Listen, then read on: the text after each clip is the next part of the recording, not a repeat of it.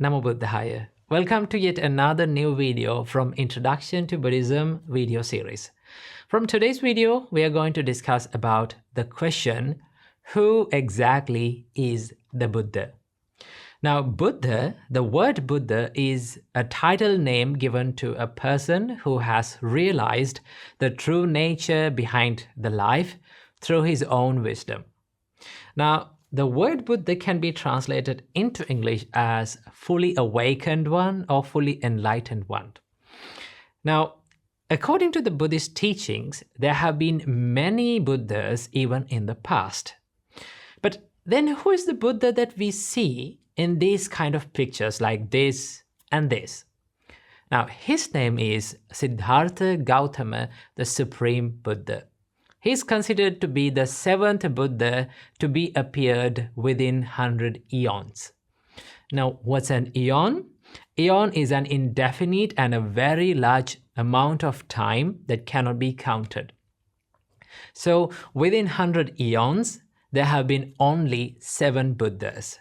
The Buddha mentions the rarity of the Buddhas as follows in Dhammapada. In 182nd verse, the Buddha mentions like this. It is difficult to be born as human. Difficult is the life of beings. It is difficult to gain the opportunity to hear the true Dharma. And rare is the appearance of the Buddhas. Now this shows that the Buddhas or the appearance of the Buddhas are very rare to this world. So what exactly is the Buddhahood? Let's hear it from the Buddha himself. In his first sermon, the Buddha mentions this as follows. The Buddha says, "But when my knowledge and vision in 3 phases and 12 aspects was thoroughly purified in this way regarding these 4 noble truths, then I claim to have awakened to the unsurpassed, perfect enlightenment in this world."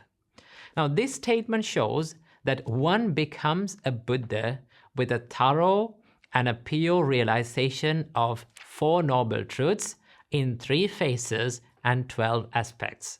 Now, what are these 3 phases and 12 aspects? We will discuss it in the future videos when we discuss the 4 noble truths in detail. But for now, you can understand that one becomes a Buddha by a thorough and a purified realization of 4 noble truths. So then, was the Buddha a god or a prophet, or was he just a human being like us? Now, this was a very common question that was asked from the Buddha by the people when they met the Buddha for the first time.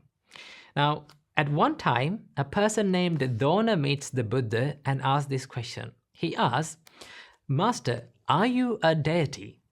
Then the Buddha said, "No, Dona, I'm not a deity." Then he asked, "Are you then a demigod or a Gandhabba?" Then the Buddha says, "No, I'm not a Gandhabba." And then the Dona asked, "Are you then a demon?"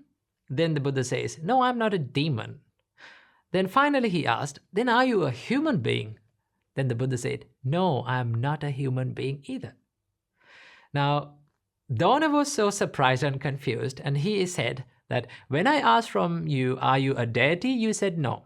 When I asked from you, "Are you a Gandhabba?" you said no. When I asked from you, "Are you a demon?" then you said no. When I asked from you, "Are you a human?" you said no. Then what exactly are you? Then the Buddha says this as follows. The Buddha says, "Brahmin, I have abandoned those stains because of which I might have become a deva or a deity. And I have cut them off at the root, made them like palm stumps, obliterated them so that they are no longer subjected to future arising. I have abandoned those stains, just as a blue or a white lotus flower, though born in the water and grown up in the water, rises above the water and stands unsoiled by the water. Even so, though born in the world and grown up in the world, I have overcome the world and dwell unsoiled by the world. Remember me, Brahmin, as a Buddha." So then Buddha was neither a god, nor a prophet, nor an average human being like us. he achieved something extraordinary than an average human being. So he wasn't a god or a prophet, he was the Buddha. So then one can ask that, did the Buddha invent Buddhism by himself? Or was it just a mind-made philosophy that was invented by the Buddha? Now, Buddha mentioned about this in one of his sutras as follows. Buddha makes his teachings similar to a city, a long-lost city. A man wandering through the jungle, and he finds this city that was long lost, and it is covered with foliation. It was an ancient city.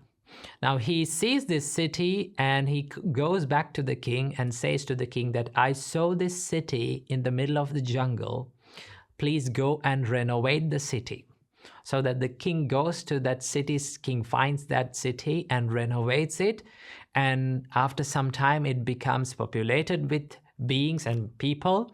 And also it becomes a prosperous and an expanded city. Now, same like that, the Buddha says, so too, bhikkhus, I saw the ancient path, the ancient road traveled by the perfectly enlightened one of the past. And what's that ancient path and that ancient road? It is this noble eightfold path. That is right view, right intention, right speech, right action, right livelihood, right effort, right mindfulness, right concentration. I followed that path, and by doing so, I have directly known aging and death, its origin, its cessation, and the way leading to its cessation. Having directly known them, I have explained them to the bhikkhus, the bhikkhunis, the male lay followers, and the female lay followers. This holy life, bhikkhus, has become successful and prosperous, extended, popular, and widespread, well proclaimed among devas and humans. Now, then this shows that the Buddha did not invent the Buddha's teachings. Buddha was the founder. Buddha followed the path and he found the long-lost Noble Eightfold Path, the true realization of this world, and he opened that path to the world, to us. In Dhammapada, the Buddha mentioned this as follows. You yourself must make a strong effort to attain Nibbana. Buddhas only point the way. Those who follow the path and those who meditate will be freed from Mara's bonds. Now, this shows that Buddha did not invent the Buddha's teachings. He was the person who shows the path. He found the path and he shows the path to all of us. After serving this world for 45 years as the Buddha, he passed away at the age of 80, and this was his final message to the world. The Buddha said, Behold now, bhikkhus, I exhort you. All compounded things are subjected to vanish. Strive with earnestness. Now this shows us that the Buddha showed us a great path for the liberation from all the unsatisfied nature and the sufferings from life. And also, he showed us the path of the wisdom and kindness. So the Buddha wasn't a salvator.